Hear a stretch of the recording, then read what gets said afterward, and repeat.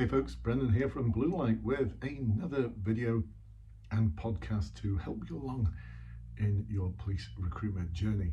So for those of you who haven't seen any of these or heard any of these before, for the past decade or so, I've been helping people just like you succeed in the police recruitment process. There's a good 13,000 people who are now in the police as a result of my one-to-ones, my webinars, my seminars, my online courses.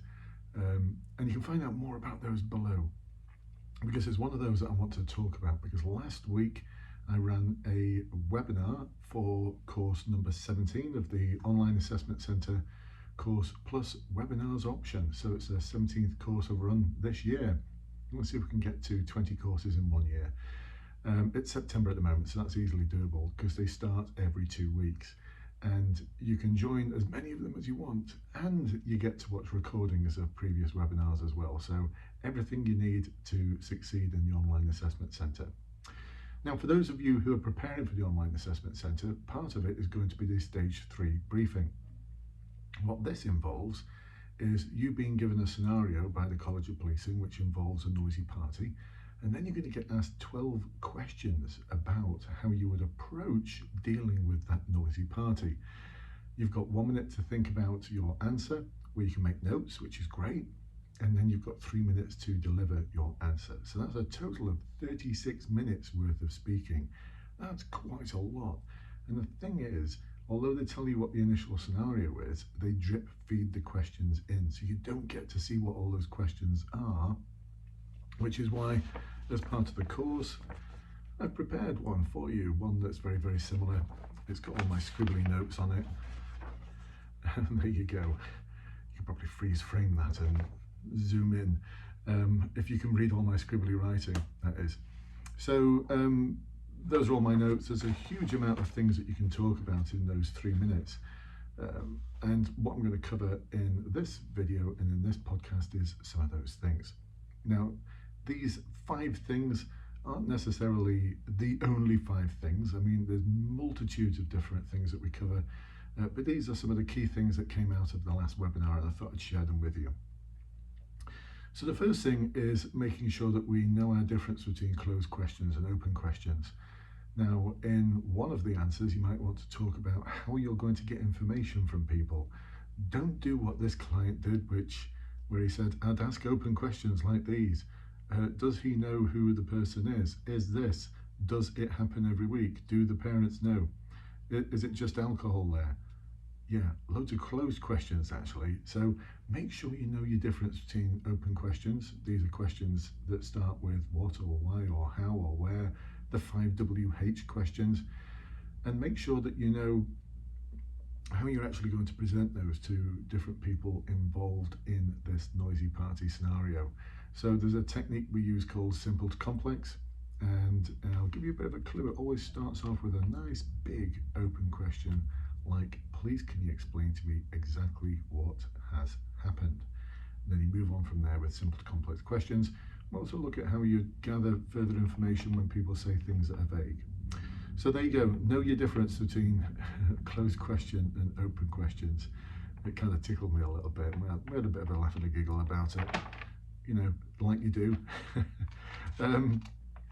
Number 2, avoid the O3Ps. The O3Ps, what does that mean? Well, as a police officer, you're going to have to speak with a degree of certainty. So this client was talking a lot about, obviously I'd do something, that's the O. Probably do something, possibly do something, perhaps do something.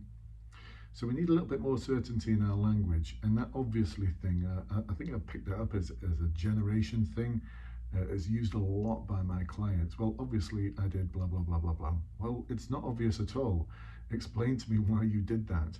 And the vaguisms like probably, possibly, perhaps, we're going to steer clear of those, because that doesn't really tell us what we're going to do. It tells you what you're kind of thinking of doing.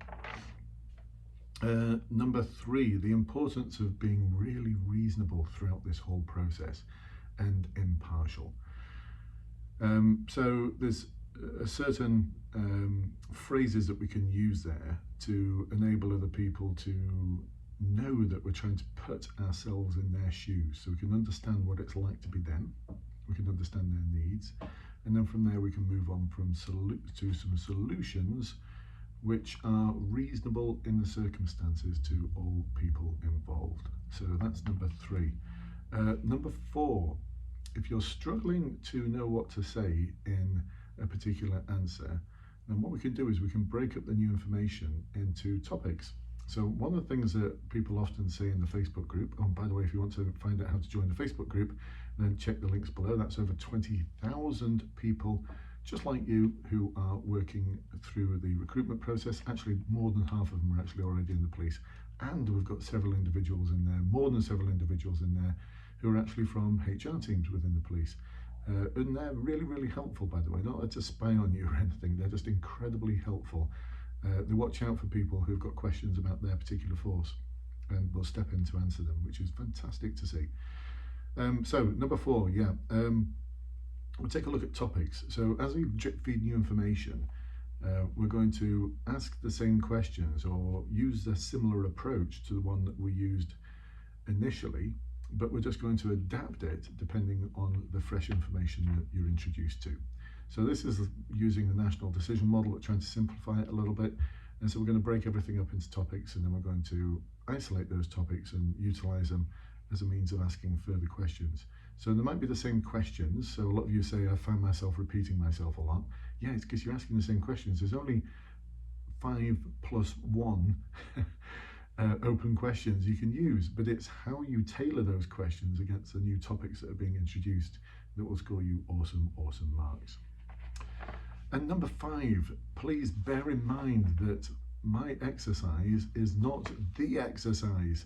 So one of the things I like to do in my webinars is to throw a curveball in there sometimes, as opposed to all the pre-prepared questions that I've given you. I'll ask one that's a little bit more unusual.